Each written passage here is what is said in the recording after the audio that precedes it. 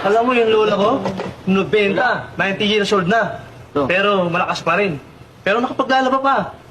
Ba, pambihira naman yung lola mo, sanggol pala yun eh.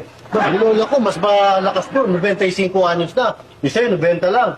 Ba, sipin mo, bukod sa paglalaba, sipin mo nananahi pa yun, linaw ng mata. Ilan taon? 95. Ay, teenager yung lola mo.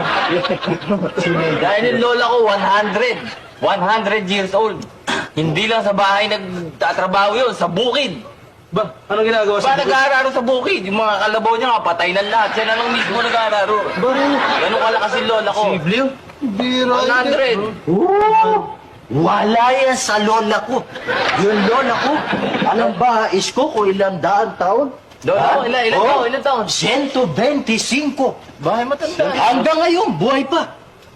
Oo. Katunayan nga, nasa ospital. May sakit. Wala. Binabantayan yung lola niya, nanganak. Pinaglolo ko mga kapatid. Ito, ito, ito, pinaglolo ko pa natin.